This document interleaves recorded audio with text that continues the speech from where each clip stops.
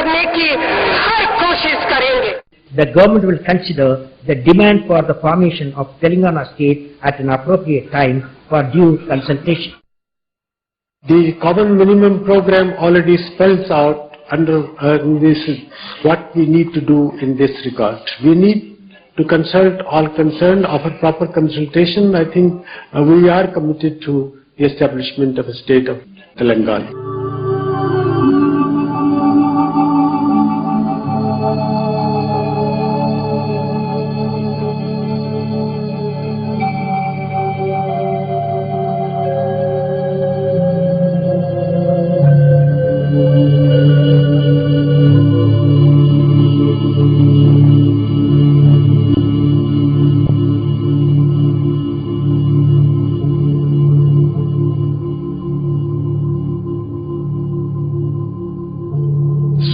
September 1948, more than a year after India's independence, Telangana became free from centuries of feudal oppression. Carrying with it the dream of a better tomorrow, it began its journey towards a future free from poverty, unemployment and hunger. Previously a part of the Nizam's dominion, Telangana was an independent and surplus state for 8 long years, with Hyderabad as its capital till the formation of Andhra Pradesh. Andhra, separated from the state of Madras, was also an independent state since 1953, with Kurnool as its capital. But soon after its inception, this resource-hungry state began clamoring for its merger with Telangana and for the formation of Vishal Andhra, a demand which Prime Minister Nehru said smacked of an expansionist imperialism. After centuries of marginalization, the people of Telangana, however, were not willing to surrender their lives, their freedom and their resources once again. The State's Reorganization Commission of 1956 endorsed the Telangana people's fears of exploitation by the Andhras and recommended that Telangana remain a separate state. Yet, through political manipulation, Telangana was merged with Andhra to form Andhra Pradesh against the wishes of its people. A gentleman's agreement gave an assurance of fair play and a guarantee to safeguard the interests of the region. But 5 decades later, the reality today is that the state has defaulted on every one of the promises it made. With all the privileges, wealth and power gone into the hands of its elite partners, Telangana continues to starve, struggle and suffer even today.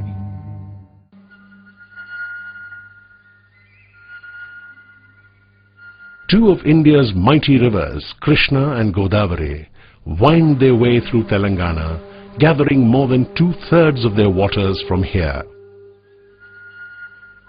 The Hyderabad government during its regime had made an ambitious blueprint to harness these waters. It was imagined that irrigation projects on these rivers would take at least 70 lakh more acres into their fold and turn this arid and overexploited region into a green and prosperous one.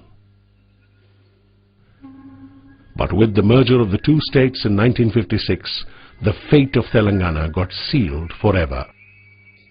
All the projects contemplated before the merger were abandoned.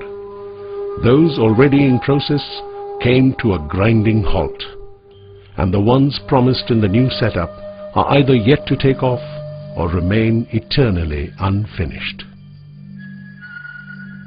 For almost 50 years, the people of Telangana have waited silently for the water they believed was theirs, unaware that their land, water and projects would be taken away bit by bit, and even their age-old resources would be allowed to dry up, silt and decay. In Telangana, the area under surface irrigation has in fact shrunk by almost half, from 20 lakh acres in 1956 to just about 12 now. After all these years, the image of Telangana is very disquieting today. In its long alliance with Andhra, what Telangana has lost is hardly beyond anybody's imagination. In the Krishna waters, Telangana has a share of at least 550 TMC. But with Bhima, Kalvakurti, Nettampad, SLBC Tunnel Canal and Nagarjun Sagar Tail Pond pending for decades, it's barely able to use 100 TMC of water out of the 900 used up by the state. Almost 800 TMC is used up by the Andhra region.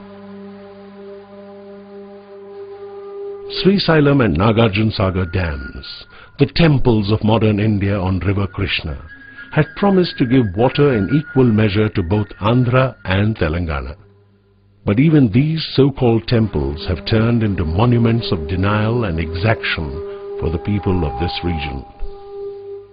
While water flows to Andhra from the Srisailam project, Telangana continues to wait for its share in these waters.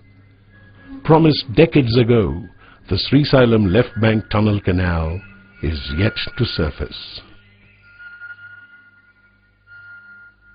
Nagarjun Sagar Dam, originally proposed at Aileshwaram, about 19 kilometers from the present site, would have given abundant water to Telangana. But soon after the merger, it was moved downstream, leaving most of this region quite literally high and dry. And with further diversion of water for power generation, Telangana is starved of water even here. Godavari, the Ganges of the south, meanders through Telangana for almost 600 miles. Yet Sriram Sagar is the lone project on this mighty river. And even this project, grounded 40 years ago, is still in its first phase. Of the proposed 15 lakh acres, hardly 6 lakh are irrigated. Ichampalli, a lift irrigation project proposed by the Nizam's government years ago, is still in doubt. And same is the fate of Yellampalli, Devadula, Dummagudem, Lendi, Gutpa, Ali Sagar, Pranahita and Lower Penuganga, and most other projects on Godavari and its tributaries. While the Telangana farmer waits helplessly, more than 90% of his share in the Godavari waters also quietly flows to Andhra. Year after year, the government promises to revive and restore irrigation projects.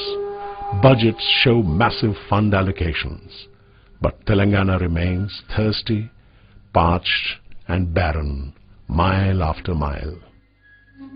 The Bachavath Tribunal on water allocations foresaw this situation even in 1976 and warned that Telangana should not be deprived of its rightful share of waters.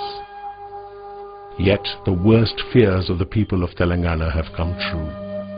In the combined state of Andhra Pradesh, the Telangana farmers have not only lost their water, but also their land and their livelihood.